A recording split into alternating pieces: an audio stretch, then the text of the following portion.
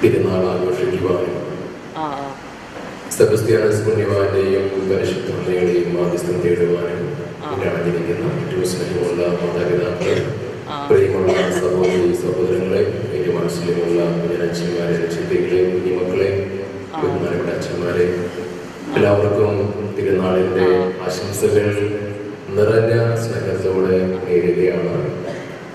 സ്വർഗം തുറന്ന അനുഗ്രഹം വർഷിക്കപ്പെടുന്ന ഈ പുണ്യദിനത്തിൽ ഈ ഇടവക കുടുംബത്തിലെ 600ഓളം കുടുംബങ്ങളിലേക്ക്, നിങ്ങളുടെ നിയോഗങ്ങളിലേക്ക്, പ്രാർത്ഥനകളിലേക്ക് വിശുദ്ധരുടെ പ്രത്യേക കൃപകളും വരങ്ങളും ചൊരിയട്ടെ എന്ന ചിന്തയിൽ പ്രാർത്ഥിക്കുകയാണ്. കുഞ്ഞുങ്ങളെ അച്ഛൻ ചോദിക്കട്ടെ, ആരുടെ തിരുനാൾ ശരിക്കും ആഘോഷിക്കുന്നത്? സെബസ്ത്യാനോസ് പുണ്യാന്റെയാണോ മാതാവിന്റെയാണോ? ആരുടെ? സെബസ്ത്യാനോസ് പുണ്യാൻ. ആരുടെ തിരുശേഷിപ്പാണ് നമ്മുടെ വീട്ടിലേക്ക് എത്തിയത്? സെബസ്ത്യാനോസ് പുണ്യാന്റെ തിരുശേഷിപ്പ് നമ്മുടെ വീടുകളിലേക്ക് എത്തി. ഇന്നലെ എത്തിക്കാണ്. ഇന്നലെ വൈകിട്ട് ഏറ്റവും മനോഹരമായ രീതിയിൽ അമ്പെഴുന്നള്ളിപ്പ് ദേവാലയത്തിൽ വന്ന് തിരിച്ച് പ്രതിഷ്ഠിച്ചിട്ടുണ്ട്. ഏറ്റവും ഭക്തിയാദരവോടെ കുരുക്കഴിക്കുന്ന മാതാവിന്റെ രൂപം, വലിയ അനുഗ്രഹം ചെയ്യുന്ന രൂപം, റോമിൽ നിന്ന് മാർപ്പാപ്പ ആശീർവദിച്ച് കൊണ്ടുവന്ന രൂപം ഇവിടെ പ്രതിഷ്ഠിച്ച് പ്രത്യേകം പ്രാർത്ഥിക്കുകയുണ്ടായി. അതോടൊപ്പം തന്നെ തിരുനാൾ ദിനത്തോടനുബന്ധിച്ചുകൊണ്ട് തന്നെ സ്വർഗം വിട്ട് ഭൂമിയിലേക്ക് ഇറങ്ങി വരുന്ന പരിശുദ്ധ അമ്മയുടെ സജീവ സാന്നിധ്യം അനുഭവവേദ്യമാകുന്നതിന്റെ ഭാഗമായി തന്നെ രൂപകൊട്ടിൽ നിന്ന് രൂപം ഔദ്യോഗികമായി നമ്മുടെ ഇടയിലേക്ക് ഇറക്കി വെച്ചതിന്റെ ആത്മീയ സൗരഭ്യമൊക്കെ നമ്മളൊക്കെ അനുഭവിച്ചു. പക്ഷെ ഓർമ്മിക്കണം, ഈ തിരുനാളിന്റെ ആചാരങ്ങളും തിരുനാളിന്റെ ചുറ്റുവട്ടങ്ങളെല്ലാം എന്റെ ആത്മീയ ജീവിതത്തിൽ, എന്റെ പ്രാർത്ഥനാ ജീവിതത്തിൽ, എന്റെ പ്രാർത്ഥനകളിൽ എങ്ങനെയാണ് എനിക്കത് വിശ്വാസത്തിന്റെ ആഴങ്ങളിലേക്കും ബോധ്യങ്ങളിലേക്കും എന്നെ നയിച്ചിട്ടുള്ളത്? ഞാൻ തിരുനാളിന്റെ അനുഭവം ആദ്യമായിട്ട് അറിഞ്ഞത് ഒരിക്കൽ കാഞ്ഞൂര് അപ്പന്റെ കൂടെ പോയി അവിടെ അമ്പ് എഴുന്നള്ളിച്ച് വെച്ച് പ്രത്യേകം പ്രാർത്ഥിച്ച സമയങ്ങളിലാണ്. നിങ്ങളെപ്പോലെ കുഞ്ഞായിരിക്കുന്ന സമയത്ത് ആ പള്ളിയിൽ പോകുമ്പോൾ അവിടെ ഒരു ചരിത്രം ഇങ്ങനെ എഴുതി വെച്ച് വായിച്ചിട്ടുണ്ട്. നിങ്ങളൊരു പക്ഷെ വായിച്ചിരിക്കണം. വിളിച്ച് വിളിക്കേണ്ട വിശുദ്ധൻ, വിളിച്ച് വിളിക്കേണ്ട വിശുദ്ധൻ. അതിന്റെ ചരിത്രം പറഞ്ഞു വെക്കുന്നത് എങ്ങനെയാണ്? 1550 കാലഘട്ടം, 1550, 600 കാലഘട്ടങ്ങളിൽ ടിപ്പു സുൽത്താന്റെ ഒരു പടയോട്ടം നയിക്കപ്പെട്ട കാലഘട്ടം ഉണ്ടായിരുന്നത്രേ. ടിപ്പുവും കിങ്കരന്മാരും ഏതൊക്കെ ഭാഗങ്ങളിലേക്ക് കടന്നു വരുന്നു, അവിടെയുള്ള എല്ലാവരെയും കൊള്ളയടിച്ച് സ്ത്രീകളെ ഒക്കെ ദുരുപയോഗം ചെയ്ത് വേദനയുടെ നൊമ്പരങ്ങളെല്ലാം കാഴ്ചവെച്ച് പോകുന്ന ഒരു ചരിത്രം ഉണ്ടായിരുന്ന പറയപ്പെടുന്നത്. ടിപ്പുവിന്റെ പടയോട്ടം കാഞ്ഞൂർ ഭാഗത്തേക്ക് വരികയാണ്. അന്നേരം അവിടെയുള്ള നാനാജാതി മതസ്ഥരായ എല്ലാ മനുഷ്യരും സെബസ്ത്യാനോസ് പുണ്യാളന്റെ കാഞ്ഞൂരിലുള്ള ദേവാലയത്തിൽ ഒരുമിച്ചുകൂടി പുണ്യാള ഞങ്ങളെ രക്ഷിക്കണമേ എന്ന് നിലവിളിച്ചു പ്രാർത്ഥിച്ചു എന്ന് പറയപ്പെടുന്നുണ്ട്. ഇതൊന്നും അറിയാതെ ടിപ്പു തന്റെ കിങ്കരന്മാർ ഒരുമിച്ച് കാഞ്ഞൂർ ഭാഗത്തെ ലക്ഷ്യമാക്കി വരികയാണ്. ഏതോ ഒരു ദൂതൻ ടിപ്പുവിന്റെ അരികിൽ വന്ന് പറഞ്ഞു, ദേ അങ്ങോട്ട് പോകേണ്ട, അവിടെ ഒരു പുണ്യ പുരുഷനുണ്ടെന്ന് കേൾക്കുന്നു. അതുകൊണ്ട് അവിടെ വിട്ട് മറ്റൊരു വഴിയിലൂടെ പോകുന്നതാണ് നമുക്ക് നല്ലത്. അന്നേരം ടിപ്പു സുൽത്താൻ ചോദിച്ചു അത്രേ, എന്താ ആ മനുഷ്യന് എന്ത് ശക്തിയാണുള്ളത്? അദ്ദേഹം ഇത് പറഞ്ഞുകൊണ്ടിരിക്കുന്ന സമയത്ത് ഇടിമുഴക്കം പോലെ ഒരു ശബ്ദമുണ്ടാകുകയാണ്. എന്താ എനിക്ക് ഇവിടെ ഇരുന്നു കൂടെ? എന്താ എനിക്ക് ഇവിടെ ഇരുന്നു കൂടെ? ഈ ഇടിമുഴക്കം പോലെയുള്ള ശബ്ദം കേട്ട് കുതിരകളെല്ലാം വിളറി ഭയന്ന് ചിതറി ഓടാൻ തുടങ്ങുകയാണ്. പടയാളികളാകെ ഭയന്ന് വിരണ്ട് കുതിരപ്പുറത്തുനിന്ന് വീഴുന്നു. ടിപ്പുവിന് എന്തോ പന്തികേടെന്ന് മനസ്സിലാക്കി അദ്ദേഹം മറ്റൊരു വഴിയിലൂടെ പോയി എന്നാണ് ചരിത്രം പറഞ്ഞു വെക്കുന്നത്. അതിന്റെ ഭാഗമായിട്ട് എഴുതി വെച്ചിരിക്കുന്നത് വിളിച്ച് വിളിക്കേണ്ട വിശുദ്ധൻ. ഞാൻ ഈ അനുഭവം മുമ്പിലിരുന്ന പള്ളിയിൽ പറഞ്ഞു കഴിഞ്ഞപ്പോ അവര് പെരുന്നാൾ കൂടാനായിട്ട് അവിടെ ഒന്ന് പോയി. അവിടെ എപ്പോഴും പാരമ്പര്യമായിട്ട് പറയുന്നൊരു കാഴ്ചയുണ്ട്. തിരുനാളത്തിന് രക്തസാക്ഷിത്വം വരിച്ച ദിവസമാണ്. അവിടെ എപ്പോഴും അത് ഏത് ഇട ദിവസം വന്നാലും തിരുനാളായിട്ട് ആഘോഷിക്കും. ആ ദിവസം 20-ാം തീയതി വൈകിട്ടത്തെ 3 മണിയുടെ ആ ഉച്ചനേരത്തെ കുർബാന കഴിഞ്ഞ് എല്ലാ മുത്തുകുടകളും കുരിശുകളും എല്ലാം എടുത്ത് രൂപം എഴുന്നള്ളിച്ച് പുറത്തേക്ക് ഇറങ്ങുന്ന സമയം ഒരു പരുന്ത് ഇങ്ങനെ മോളിലൂടെ വട്ടമിട്ട് പറക്കത്രേ. ദൈവസാന്നിധ്യം മനസ്സിലേൽപ്പിക്കുന്ന ജാതിമത ഭേദമന്യേ എല്ലാവരും കൂടി ആ പുണ്യവാനെ വണങ്ങുന്ന പ്രത്യേക ദിവസത്തിന്റെ ഒരു ബഹുസ്മരണം എന്നോണം ഇപ്പോഴും ആ കാഴ്ചയുണ്ടത്രേ. അച്ഛന്റെ യൂത്ത് അവിടെ പോയി പോലെ പറഞ്ഞു, അച്ഛാ 2019 ഞങ്ങൾ ആ കാഴ്ച കണ്ടുവന്നു. പ്രിയമുള്ളവരെ, നമ്മളിൽ നിന്ന് തിരുനാൾ ആഘോഷിക്കുമ്പോൾ അച്ഛനും ഓർമ്മിക്കാനുള്ളത്, ഇന്നലെ നമ്മുടെ ഭവനങ്ങളിലേക്ക് ഏറ്റവും വിശുദ്ധിയോടെ താളമേളങ്ങളോടെ പുണ്യവാന്റെ തിരുശേഷിപ്പ് എന്റെയും നിന്റെയൊക്കെ വീടുകളിലേക്ക് വന്നിട്ടുണ്ടെങ്കിൽ തീർച്ചയായും ഓർമ്മിക്കുക, സ്വർഗം വിട്ട് ഈ ഭൂമിയിലേക്ക് ഇറങ്ങി വരുന്ന നിന്റെ വീട്ടിലേക്ക് വിശുദ്ധന്റെ വലിയ സജീവ സാന്നിധ്യം നിന്റെ ഭവനത്തിലേക്ക് കടന്നു വന്നിട്ടുണ്ട്. ഞാൻ ഓർമ്മിക്കുന്നു, ഞാൻ കുഞ്ഞായിരിക്കുന്ന സമയങ്ങളിൽ എന്റെ ഭവനത്തിലേക്ക് അമ്പെഴുന്നള്ളിച്ചു കൊണ്ടുവരുമ്പോൾ എന്റെ പ്രായമായ അമ്മാമ്മ പ്രത്യേകം എന്തൊക്കെയോ പ്രാർത്ഥനകൾ ചൊല്ലി അവസാനം ഈ അമ്പെടുത്ത് എന്നെയും എന്റെ കൂടെയുള്ള ചേച്ചിനെ ആരെങ്കിലും കൂടെ പിടിച്ച് 2 തിരികൾ പിടിപ്പിച്ച് എല്ലാ മുറിലും കൊണ്ടുപോയിട്ട് വിശുദ്ധന്റെ അനുഗ്രഹത്താൽ പൈശാചിക ശക്തികളിൽ നിന്ന്, രോഗങ്ങളിൽ നിന്ന്, പാടുവീടുകളിൽ നിന്ന് എന്നെയും ഞങ്ങളുടെ കുടുംബത്തെ രക്ഷിക്കണമേ എന്ന് പറഞ്ഞ് കൊണ്ടു നടത്തി വിശ്വാസ പാരമ്പര്യമൊക്കെ കിട്ടിയിട്ട് ഒരുപക്ഷെ ഇന്നലെയും നിങ്ങളുടെയൊക്കെ ഭവനങ്ങളിൽ വിശുദ്ധന്റെ തിരുശേഷിപ്പ് കൊണ്ടുവന്നപ്പോൾ ഇതേപോലെ നമ്മളൊക്കെ പ്രാർത്ഥിച്ചതാണ്. ഓർമ്മിക്കപ്പെടുന്നവരെ, ഈ പ്രാർത്ഥനകളിൽ വലിയ ശക്തിയുണ്ട്. തീർച്ചയായും സ്വർഗം തുറന്ന് അനുഗ്രഹം വർഷിക്കുന്ന സെബസ്ത്യാനോസ് പുണ്യവാന്റെ വലിയ അനുഗ്രഹങ്ങൾ നമ്മുടെ ജീവിതത്തിലേക്ക് കടന്നു വന്നിട്ടുണ്ട്. രണ്ടാമത് ഓർമ്മിക്കേണ്ട കാര്യമുണ്ട്, വിശുദ്ധൻ ഏറ്റവും സ്നേഹത്തോടെ ഈ വലിയ അനുഭവവേദ്യമായി നമ്മളിലേക്ക് കടന്നു വരുമ്പോൾ എന്തുകൊണ്ടായിരിക്കാം എന്റെയും നിന്റെയും പ്രാർത്ഥനകൾ ദൈവം കേൾക്കാതിരിക്കാനുള്ള കാരണം? പ്രഭാഷകന്റെ പുസ്തകം 25-ാം അധ്യായം 1-ാം വാക്യം ദൈവവും മനുഷ്യനും ഒരുപോലെ ആഗ്രഹിക്കുന്ന 3 കാര്യങ്ങളെ കുറിച്ച് പറയുന്നുണ്ട്. ആരെങ്കിലും പറയാമോ? പറയുന്നത് സമ്മാനമാണ്. ദൈവവും മനുഷ്യനും ഒരുപോലെ ആഗ്രഹിക്കുന്ന 3 കാര്യങ്ങൾ ആരെങ്കിലും പറയാമോ? പറയുന്നത് ചോദ്യം തന്നെ സമ്മാനം സമയങ്ങളുണ്ട്. 1, സഹോദരങ്ങൾ തമ്മിലുള്ള യോജിപ്പ്. 2, അയൽക്കാർ തമ്മിലുള്ള സൗഹൃദം. 3, ഭാര്യയും ഭർത്താവും തമ്മിലുള്ള പരസ്പരമുള്ള ലയം. ഈ 3 കാര്യങ്ങളും എന്റെ ജീവിതത്തിലും എന്റെ കുടുംബത്തിലും ഒരുപോലെ നിറവേറ്റപ്പെട്ടുകൊണ്ട് ഞാൻ എന്റെ കർത്താവിന്റെ സ്ഥലത്തിലേക്ക് വിശുദ്ധന്റെ മാധ്യസ്ഥം തേടി പ്രാർത്ഥിക്കുകയാണ്. ഓർമ്മിക്കപ്പെടുന്നവരെ, സ്വർഗം തുറന്ന് പരിശുദ്ധ അമ്മ വഴിയും സെബസ്ത്യാനോസ് പുണ്യവാൻ വഴിയും നിന്റെ ജീവിതത്തിലേക്ക്, നിന്റെ കുടുംബത്തിലേക്ക്, നിന്റെ പ്രാർത്ഥനകളിലേക്ക്, നിന്റെ കണ്ണുനീരുകളിലേക്ക് തീർച്ചയായും സ്വർഗീയമായിട്ടുള്ള അനുഗ്രഹങ്ങൾ വർഷിക്കപ്പെട്ടിരിക്കും. കുറവുകളുണ്ടെങ്കിൽ തിരുത്താനുള്ള സമയങ്ങളായിട്ട് മാറ്റണം നമ്മുടെ തിരുനാൾ ആഘോഷങ്ങളല്ല. ഇന്ന് നമ്മുടെയൊക്കെ ഭവനങ്ങളിൽ 3-4 മുറികളാണ്. പുറമേ കാണുമ്പോൾ ഭാര്യ ഭർത്താക്കന്മാരെല്ലാം ഒരുമിച്ച് ഒരേ ബൈക്കിൽ യാത്ര ചെയ്യുന്ന, ഒരേ കാറിൽ യാത്ര ചെയ്യുന്ന, മറിച്ച് ഭവനത്തിലേക്ക് കടന്നു വരുമ്പോൾ അപ്പൻ അപ്പന്റെ മുറിയിലും അമ്മ അമ്മയുടെ മുറിയിലും ആയിരിക്കുന്ന അവസ്ഥയില് അപ്പന്റെ അമ്മയുടെ ശണ്ടകൾ കാണുന്ന കുടുംബ സാഹചര്യമുള്ള അവസ്ഥകളാണ് ഓർമ്മിക്കുക. ഭാര്യയും ഭർത്താവും തമ്മിലുള്ള പരസ്പര ലയമോട് നിറവേറ്റപ്പെടുന്നില്ല. സഹോദരി സഹോദരൻ നമ്മളെ യോജനയെ കുറിച്ച് പറയുമ്പോൾ ഓർമ്മിക്കുക, എന്റെ അപ്പൻ എനിക്ക് പങ്കുവെച്ച് നൽകിയ ഗണത്തിൽ എനിക്ക് അല്പം തുറഞ്ഞു പോയി, അവനല്പം കൂടിപ്പോയി, അവർക്കൊന്നും കിട്ടിയില്ല എന്ന വാക്കുകൾ പറഞ്ഞുകൊണ്ട് സഹോദരി സഹോദരൻ ഒരുമിച്ച് കൂടാതെ, കൂട്ടായ്മയില്ലാതെ, ഐക്യമില്ലാതെ അതിനോട് പ്രാർത്ഥിച്ചു കഴിഞ്ഞാലും തമ്പുരാന്റെ സന്നിധിയിൽ നമ്മുടെ പ്രാർത്ഥന കേൾക്കണമെന്നില്ല.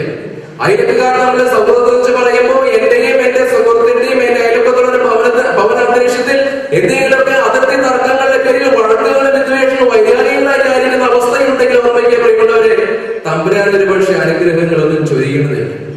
ഞാൻ ഈ കഴിഞ്ഞ വർഷം മുമ്പ് നമ്മുടെ തൊട്ടടുത്തുള്ള പോലീസ് സ്റ്റേഷനിൽ പോയി കഴിഞ്ഞപ്പോ കോളേജുമായി ബന്ധപ്പെട്ട കാര്യം സംസാരിക്കാൻ പോയതാണ്. അന്നേരം അവിടുത്തെ SI പറഞ്ഞു, അച്ഛോ അച്ഛന്റെ ആൾക്കാരതേ വന്നിരിക്കട്ടെ, നിങ്ങൾക്കൊന്ന് പറഞ്ഞ് ശരിയാക്കിക്കോളെ. ഞാൻ ചോദിച്ചു, എന്താണ് സാറേ? ദേ അവിടെ ഒരു സെബാസ്റ്റ്യനും അപ്പുറത്തൊരു അന്തോണിച്ചായിട്ടിരിക്കുന്നത്. സെബാസ്റ്റ്യന്റെ പറമ്പിലെ വലിയ വാഴക്കൊല കൊലച്ച് അന്തോണിയുടെ പറമ്പിലേക്ക് എന്റെ തല കുരിഞ്ഞു നിന്നു. അന്തോണി പറഞ്ഞു, ഈ വാഴക്കൊല എന്റെ പറമ്പിലാണ്, ഞാനത് വെട്ടിയെടുത്തു എന്ന് പറഞ്ഞുകൊണ്ട് അന്തോണി അത് വെട്ടിയെടുത്തു. ഇവിടെ സെബസ്ത്യാനോസും ഇപ്പുറത്തെ അന്തോണിസും ഒരുമിച്ച് വന്ന് പോലീസ് സ്റ്റേഷനിൽ കേസിന് വേണ്ടി വന്നിരിക്കുകയാണ്. ഒന്ന് പറഞ്ഞ് ശരിയാക്കാൻ വെച്ചു. പ്രിയമുള്ളവരെ, ചിലപ്പോഴൊക്കെ സാഹചര്യം ഇങ്ങനെയൊക്കെ ഉണ്ടാകാം. തമ്പുരാൻ പറയുന്ന പോലെ ദൈവവും മനുഷ്യനും ഒരുപോലെ ആഗ്രഹിക്കുന്ന 3 കാര്യങ്ങൾ എന്റെയും എന്റെ കുടുംബത്തിലൊക്കെ നടത്തപ്പെട്ടുകൊണ്ട് പ്രാർത്ഥിച്ചു കഴിഞ്ഞാൽ ദൈവം തീർച്ചയായും നമ്മുടെ പ്രാർത്ഥന കേൾക്കും. അതോടൊപ്പം ഓർമ്മിക്കണം, എന്റെ ഭവനത്തിൽ കണ്ണുനീര് വീഴുന്ന സാഹചര്യങ്ങൾ ഉണ്ടെങ്കിൽ എന്റെ പ്രാർത്ഥനകൾക്കും തമ്പുരാൻ ഒരുപക്ഷെ തടസ്സമായിട്ട് നിർത്തപ്പെടാമെന്ന് ഓർമ്മിപ്പിക്കുന്നുണ്ട്. സങ്കീർത്തന പുസ്തകം 56-ാം അധ്യായത്തിൽ പറഞ്ഞു വെക്കുന്നു, ഓരോ തുള്ളി കണ്ണുനീരും കുപ്പിയിൽ ശേഖരിച്ച് വെക്കുന്നവനാണ് എന്റെ ദൈവം. നിരപരാധന്റെ, നിഷ്കളങ്കന്റെ, നീതി നേടി അറിയുന്നവന്റെ ഓരോ തുള്ളി കണ്ണുനീരും കുപ്പിയിൽ ശേഖരിച്ച് വെക്കുന്ന ദൈവമാണ് നിനക്കുള്ളതെങ്കിൽ ഓർമ്മിക്കണം, എന്റെ അപ്പന്റെയും അമ്മയുടെയും കണ്ണുനീരുകൾ എന്റെ ഭവനത്തിൽ വീഴാൻ പാടുള്ളതല്ല. എന്റെ വീട്ടിലേക്ക് കടന്നു വന്ന മരുമക്കളുടെ കണ്ണുനീരുകൾ എന്റെ ഭവനത്തിൽ വീഴാൻ പാടുള്ളതല്ല. എന്റെ ഭവനത്തിൽ തമ്പുരാനേക്ക് ദാനമായി നൽകിയ മക്കളുടെ കണ്ണുനീരുകൾ എന്റെ ഭവനത്തിൽ വീഴാൻ പാടുള്ളതല്ല. എന്റെ ജീവിത പങ്കാളിയുടെ കണ്ണുനീരുകൾ എന്റെ ഭവനത്തിൽ വീഴാൻ പാടുള്ളതല്ല. എന്റെ സഭയിൽ ഞാൻ വിശ്വസിക്കുന്ന എന്റെ സന്യസ്തരുടെയും പുരോഗതിയുടെയും കണ്ണുനീരുകൾ എന്റെ ഭവനത്തിൽ വീഴാൻ പാടുള്ളതല്ല. പ്രഭാഷകന്റെ പുസ്തകം 3-ാം അധ്യായത്തിൽ ഹൃദയം വായിച്ചത് ഓർമ്മിപ്പിക്കുന്നുണ്ട്, മാതാപിതാക്കളുടെ കണ്ണുനീരുകളൊക്കെ നമ്മുടെ ഭവനത്തിൽ വീണാൽ ഭവനത്തിന്റെ അടിത്തറ ചിതറിപ്പോകുമെന്ന് വചനം ഓർമ്മിപ്പിക്കുന്നെങ്കിൽ ഓർമ്മിക്കുക പ്രിയമുള്ളവരെ, ഈ 5 തരം കണ്ണുനീരുകൾ എന്റെ ഭവനത്തിൽ വീഴുന്ന സാഹചര്യം ഉണ്ടെങ്കിൽ എന്റെ പ്രാർത്ഥനകൾ ഒരുപക്ഷെ ദൈവം കേൾക്കപ്പെടുന്നില്ല. മത്തായിയുടെ സുവിശേഷം 11-ാം അധ്യായം പറയുകയാണ്, നീ പറയുന്ന ഓരോ വാക്കുകളാലും നീ നീതീകരിക്കപ്പെടും, നിന്റെ വാക്കിനാൽ തന്നെ നീ കുറ്റം വിധിക്കപ്പെടും. ഈ വചനം പറയുന്നത് വ്യഭിചാരം ചെയ്യുന്ന സംബന്ധിച്ച് കുറിച്ചല്ല, മോഷണം ചെയ്യുന്ന സംബന്ധിച്ചല്ല, കൊലപാതകം ചെയ്യുന്ന സംബന്ധിച്ചല്ല.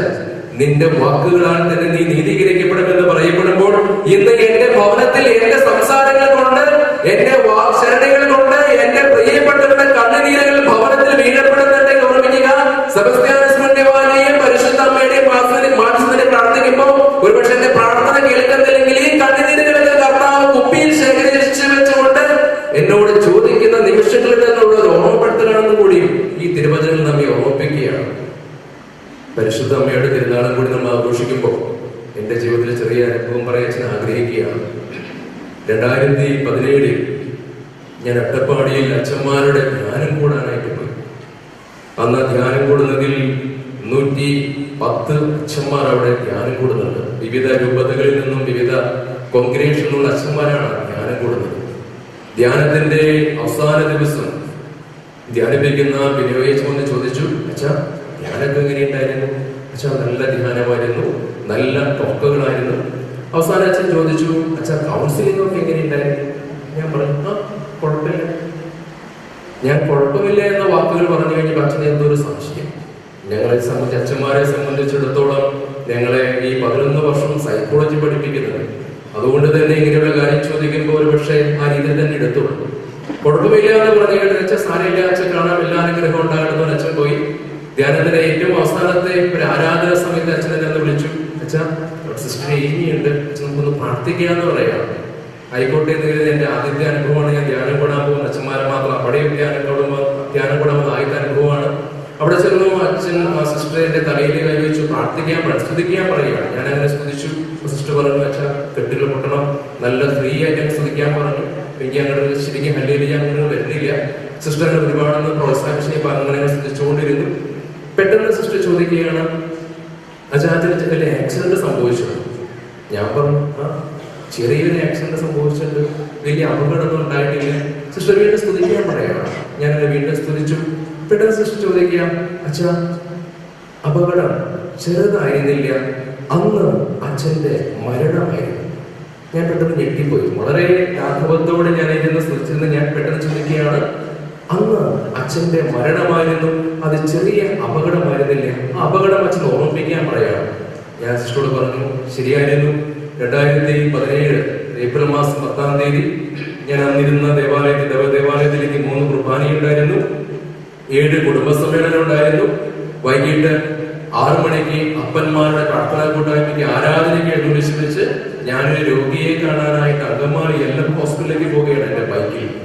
മുരിങ്ങൂർ ഡിവൈന്റെ അരികിലുള്ള സിഗ്നലിന്റെ അരികിൽ വെച്ച് എന്റെ മുമ്പിലൂടെ പോയിരുന്ന ഒരു ലോറിയെ ഓവർടേക്ക് ചെയ്ത് സിഗ്നൽ ഓപ്പൺ ആയിരുന്നു. അതൊന്ന് കവർ ചെയ്യാനായി ഞാൻ 70-75 മൈൽ സ്പീഡിൽ എന്റെ ബൈക്ക് ഞാൻ ഓടിപ്പിച്ചു.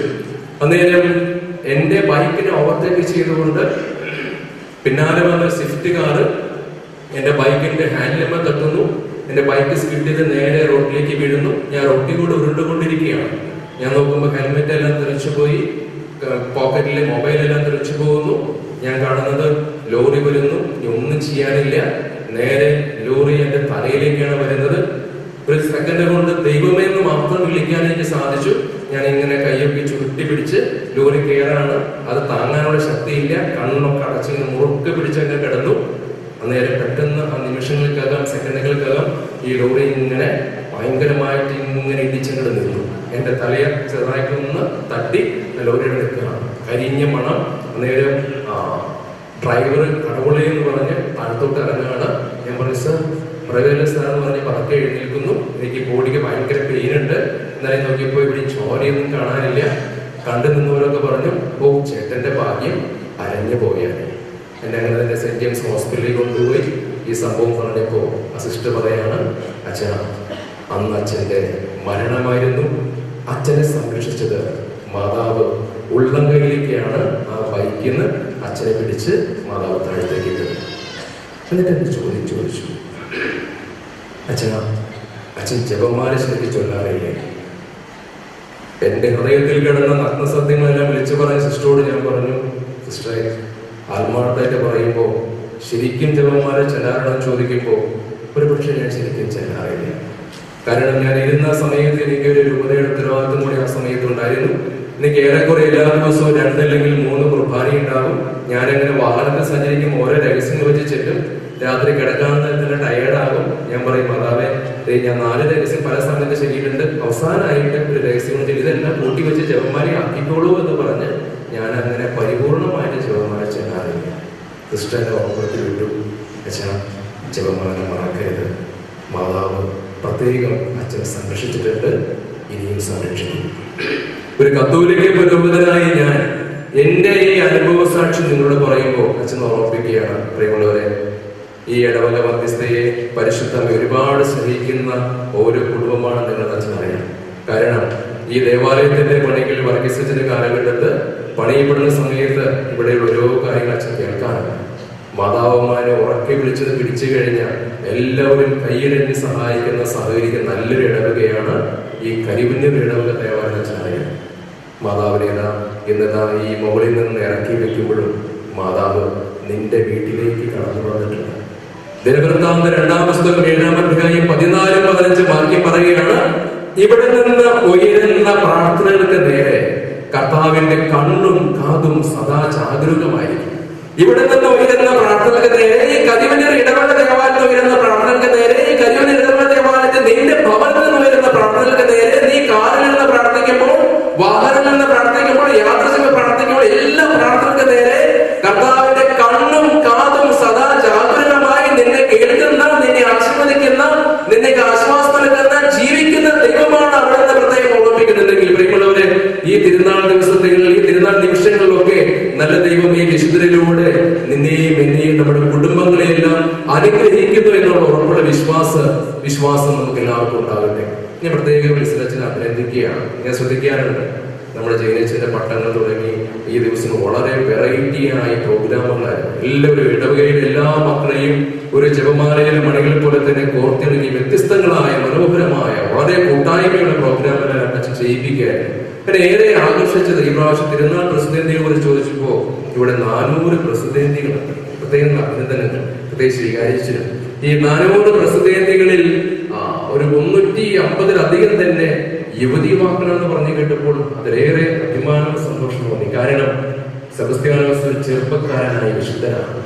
AD 257 തുടങ്ങി 288 വരെ കേവലം 31 വർഷങ്ങൾ മാത്രം ജീവിച്ച ക്രിസ്തുവിനെ വേണ്ടി ധീരമായ രക്തസാക്ഷിത്വം വരെ ചെയ്യും വിശുദ്ധന്റെ തിരുനാൾ ആഘോഷിക്കുമ്പോൾ അത് യുവതി യുവാക്കൾ തന്നെ പ്രത്യേകമായി കടന്നു വന്നത്, മാതാപിതാക്കൾ പ്രത്യേകം ഒരുക്കി തമ്പുരാന്റെ കരങ്ങളിലേക്ക് ഈ മക്കളെ പ്രതിഷ്ഠിക്കുമ്പോൾ പ്രിയമുള്ള എന്റെ യുവതി മക്കളെ, എന്റെ കുഞ്ഞുമക്കളെ പ്രത്യേകം ഓർമ്മിപ്പിക്കുന്നത്, ഈ വിശുദ്ധൻ ഒരിക്കലും വിശ്വാസ വഞ്ചന കാണിച്ചിട്ടില്ല.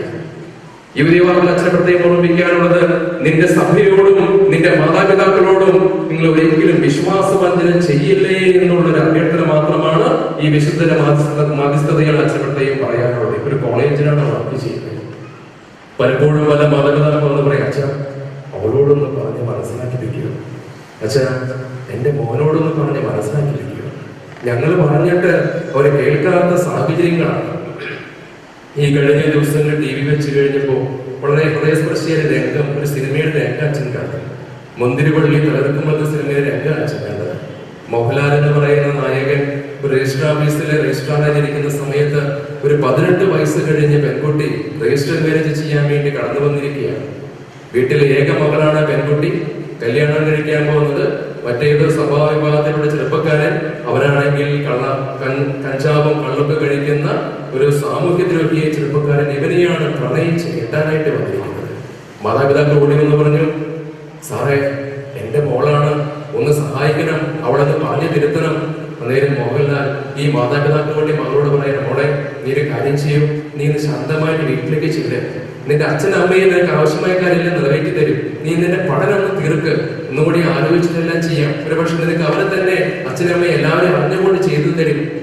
അന്നേരം ഈ മകൾ മോഹൻലാലിനൊക്കെ പറയുന്നുണ്ട്, എനിക്ക് എന്റെ അച്ഛനും അമ്മയും വിശ്വാസമില്ല, എനിക്ക് എന്റെ അച്ഛനെയും അമ്മയും എനിക്ക് വിശ്വാസമില്ല. അന്നേരം ഈ മാതാപിതാക്കൾക്ക് വേണ്ടി ഈ നായകൻ പറയുന്ന ഒരു വാക്കുണ്ട്, മോളെ ഇന്ന് രാവിലെ 8 മണി വരെ നീ കോളേജിലേക്ക് എന്ന് പറഞ്ഞ് പോകുന്ന സമയത്ത് നിന്റെ ചോറും പാത്രത്തിൽ ചോറ് വിളമ്പി തരുമ്പോൾ അമ്മ വിശ്വസിച്ചത് എന്റെ മോള് കോളേജിലേക്ക് പഠിക്കാൻ പോകുന്നു എന്നുള്ള വിശ്വാസമായിരുന്നു നിന്റെ അമ്മയ്ക്ക് ഉണ്ടായിരുന്നത്. അതുകൊണ്ട് അമ്മ ഇന്ന് രാവിലെ വരെ ഈ നിമിഷം വരെ നിന്നോട് വലിയ വിശ്വാസവും വിശ്വസ്തതയും നിന്റെ അമ്മയും അച്ഛനും കാണിച്ചിരുന്നു എന്നൊരു ഡയലോഗ് പറഞ്ഞു വെക്കുന്നുണ്ട്. പ്രിയമുള്ള യുവതിവാക്കളെ ഓർമ്മിക്കുക, അപ്പന്റെയും അമ്മയുടെയും അനുഗ്രഹമില്ലാതെ ഏതൊക്കെ ബന്ധങ്ങളിലേക്കോ ഏതെങ്കിലും തരങ്ങളിലുള്ള തെറ്റായ ബന്ധങ്ങളിലേക്കൊക്കെ പോകപ്പെടുന്നുവെങ്കിൽ ഓർമ്മിക്കുക, നിന്റെ ഭവനത്തിന്റെ അടുത്തത ഭസ്മമായി പോകുമെന്ന് പറയുന്ന വചനത്തിന്റെ ശക്തി നീയൊക്കെ ഓർമ്മിച്ചുകൊണ്ട് നിന്റെ മാതാപിതാക്കളുടെ അനുഗ്രഹമില്ലാതെ സഭയുടെ അനുഗ്രഹമില്ലാതെ വിശ്വാസത്തിൽ നീ വ്യതിചലിച്ചില്ല പോവുകയാണെങ്കിൽ, ഒരുപക്ഷെ തെറ്റായ ബന്ധങ്ങളിൽ പോവുകയാണെങ്കിൽ കർത്താവിന്റെ അനുഗ്രഹങ്ങൾ നിന്നോട് കൂടി ഉണ്ടാകില്ല എന്ന് ഈ ദിവസം കൂടി നമ്മെ ഓർമ്മിപ്പിക്കുകയാണ്. നമുക്കൊരു നിമിഷം കാര്യങ്ങൾ പോകാം. വിശുദ്ധ ക്രിസ്ത്യാനോസിന്റെയും പരിശുദ്ധ അമ്മയുടെയും തിരുനാൾ ആഘോഷിക്കുന്ന നല്ല ദിനത്തിൽ നല്ല ദൈവമേ, ഈ വിശുദ്ധരുടെ മാധ്യസ്ഥം പ്രത്യേകം നിങ്ങൾ അറിയുന്നു. നിർഭയം സാക്ഷി നൽകാനാണ് വിശുദ്ധർ നിങ്ങൾ ഓർമ്മിപ്പിക്കുക. വിളിക്കേണ്ട വിശുദ്ധനാണ് സെബസ്ത്യാനോസ് പുണ്യവാൻ എന്ന് ഈ പുണ്യവാന്റെ മാധ്യസ്ഥം തേടുമ്പോൾ ഇന്ന് ഒരുപാട് പകർച്ചവ്യാധികൾ പോലെ വാക്കുകളാൽ തന്നെ മുറിവുകളിൽ ലഭിക്കപ്പെടുന്ന സാഹചര്യത്താൽ കണ്ണുനീരുകൾ വീഴ്ത്തപ്പെടുന്ന പല ഭവനങ്ങളും ജീവിത സാഹചര്യങ്ങളുണ്ട്. അതിനെയെല്ലാം ഉന്മൂലനം ചെയ്യാൻ, കുറേ കൂടി വെളിമപ്പെടാൻ, ജീവിക്കുന്ന ദൈവം എഴുന്നള്ളി വരുന്നു എന്ന സജീവ വിശ്വാസം ഉൾക്കൊള്ളാൻ, ധീരതയോടെ സഭയോട് ചേരുന്ന കുടുംബത്തിൽ സമാധാനം നൽകുന്ന സാന്നിധ്യമായിട്ട് മാറുവാൻ അങ്ങ് ഞങ്ങളെ സഹായിക്കണമേ. പരിശുദ്ധ അമ്മ ഞങ്ങൾ കൂടെയുണ്ടെന്ന് ഉറച്ച് വിശ്വസിക്കുന്നു. ഞങ്ങളെ അർപ്പിക്കുന്ന ഓരോ പ്രാർത്ഥനകളും ഓരോ ജപമണികളിലും മാതാവ് പ്രത്യേകം അത് കരുണയോടെ സ്വീകരിക്കുന്നത് യാഥാർത്ഥ്യവും ഞങ്ങൾ തിരിച്ചറിയുന്നു. വിശ്വാസജീവിതത്തിൽ കുറെ കൂടെ ആഴപ്പെട്ടുകൊണ്ട് ജീവിക്കാനുള്ള അനുഗ്രഹങ്ങൾ അങ്ങ് ഞങ്ങൾക്കായി നൽകണമേ. വിശ്വാസത്തിന് വേണ്ടി ജീവൻ വെടിഞ്ഞ വിശുദ്ധനാണ് സെബസ്ത്യാനോസ് പുണ്യവാൻ. യുവതിവാക്കളെ മുഴുവനായി നിനക്ക് സമർപ്പിക്കുമ്പോൾ വിശ്വാസ വഞ്ചന ഒരിക്കലും ജീവിതത്തിൽ കാണിക്കാതിരിക്കാൻ സഭയോടും ശ്രേഷ്ഠരോടും മാതാപിതാക്കളോടും വിധേയപ്പെട്ടുള്ള ജീവിതത്തിലൂടെ നൽകപ്പെടുന്ന അനുഗ്രഹങ്ങളാണ് കുടുംബജീവിതം ധന്യമാക്കുന്ന തിരിച്ചറിവിലൂടെ വളർന്നു വരുന്ന യുവതിവാക്കളെ ഞങ്ങളുടെ മക്കളെ മൂലാധിഷ്ഠിതമായി വളരുവാനും പ്രത്യേകം വിശുദ്ധ ക്രിസ്ത്യാനോസിന്റെ പരിശുദ്ധമയുടെയും മാധ്യസ്ഥങ്ങൾ തേടുകയാണ്. ഞങ്ങളുടെ എളിയ പ്രാർത്ഥന സ്വീകരിച്ചുകൊണ്ട് ഞങ്ങളെയും ഞങ്ങളുടെ കുടുംബങ്ങളെയും പ്രത്യേക നിയോഗങ്ങളെയും വളരെ ആശീർവദിക്കണമേ. ആമേൻ. എല്ലാവർക്കും തിരുനാളിന്റെ ആശംസകൾ. ഈശോ മിശിഹായ്ക്ക് സ്തുതി.